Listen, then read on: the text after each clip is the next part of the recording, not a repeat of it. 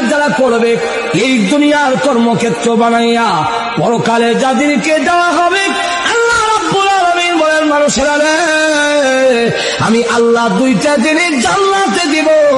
এক নম্বর হলো স্বাস্থ্যের কোনো সমস্যা নাই, আর তোমার ডায়াবেটিস থাকবে না, তোমার বহুমূত্র থাকবে দূরের কথা, বেশি বেশি তুমি পেশাব করতা, ইটা থাকবে দূরের কথা, তোমার কিন্তু আর মুথই থাকতো না, মুথ উঠে যাবে, পায়খানা নাই, সবগুলো হজম হয়ে যাবে, গ্যাপুর দিলে শেষ হয়ে যাবে, স্বাস্থ্যগত দিক থেকে কোনো দুর্বলতা নাই। আর এমন বউ দেওয়া হবে যারা তোমাকে দেখে মুসা মারে এরকম নয়। আল্লাহ রাব্বুল আলামিন রুচি বদলায় বদলায় বউ দিব। রুচি বদলায় কেমন?